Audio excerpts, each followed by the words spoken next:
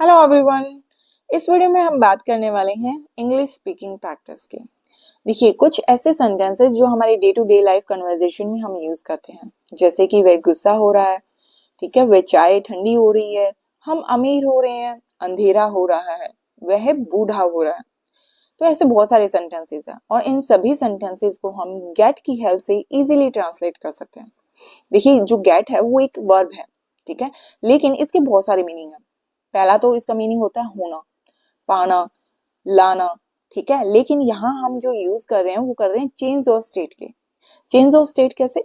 Change of state क्या होता है? एक अवस्था का दूसरी अवस्था में बदल जाना। जैसे कि पहले वह गुस्सा हो रहा है, पहले वह क्या थी? शांत थी, अब वो क्या है? गुस्सा हो रही है, ठीक है। चाय ठंडी हो रही है, पहले चाय गर्म थी, अब वो ठंडी हो रही है, तो गर्म से ठंडी यानी उसकी जो अवस्था थी वो बदल गई है। तो ऐसे में इन सभी सेंटेंसेस में जहां पर हमारी अवस्था का बदलने की बात हो रही है, तो वहां हम इन्हें इजीली गेट की हेल्प से ट्रांसलेट कर सकते हैं। इसका जो सेंटेंस स्ट्रक्चर है वो कुछ ऐसा होगा: सब्जेक्ट प्लस में इज एम आर प्लस में गेटिंग प्लस में एडजेक्टिव।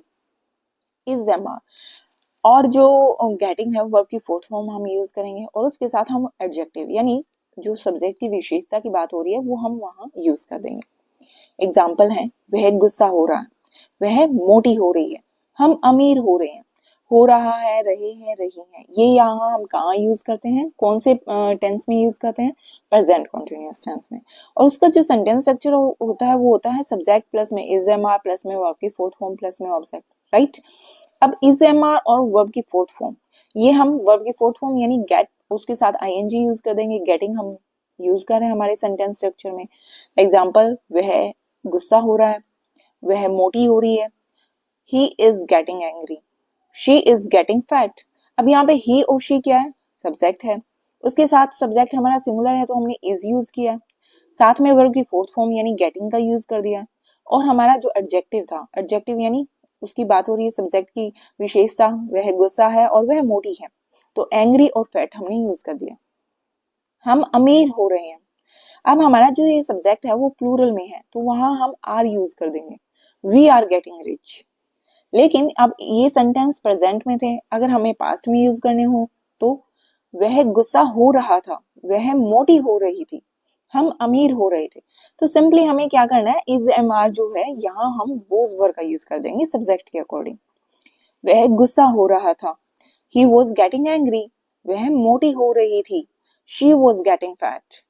हम अमीर हो रहे थे, we are getting, we were.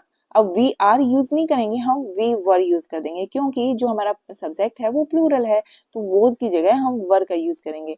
We were getting rich. अब कुछ सेंटेंस हमारे ऐसे होते हैं जहां हमारा जो सब्जेक्ट होता है वो मिसिंग होता है, जैसे कि अंधेरा हो रहा है, सर्दी हो रही है, यानी अंधेरा होना और सर्दी होना विशेषता की बात हो रही है, लेकिन हमारा सब्जेक्ट क्या है? वो मिसिंग है। सब्जेक्ट की तो यहाँ हमने बात ही नहीं की। तो ऐसी जगह ऐसे बहुत सारे सेंटेंसेस जिनमें हमारा सब्जेक्ट है वो मिसिंग होता है, तो वहां हम इट का यूज करेंगे, ठीक है। अंधेरा हो रहा है, इट इज गेटिंग डार्क। सर्दी हो रही है, इट इज गेटिंग कोल्ड। मौसम गर्म हो रहा है, अब गर्म हो रही है, गर्मी हो रही है तो हम बोल देते इट इज गेटिंग हॉट। लेकिन मौसम गर्म हो रहा है, यानी यहाँ पे हमारा सब्जेक्ट हमारे पास है मौसम यानी द वेदर, तो हम वेदर यूज कर देंगे, the weather is getting hot. मौसम और खराब हो रहा है, तो इसे सिंपली हम बोलते the weather is getting bad, right. But हम यहाँ पर तुलना कर रहे हैं, ये सेंटेंस गलत हो जाएगा, क्योंकि हम तुलना कर रहे हैं कि और खराब हो रहा है, पहले खराब था लेकिन उसकी तुलना में अब और भी खराब हो रहा है, तो वहां हम कंपैरेटिव डिग्री का यूज करेंगे। और जो बैड की कंपैरेटिव डिग्री होती है वो होती है वर्स, तो हमारा सही सेंटेंस हो जाएगा the weather is getting verse.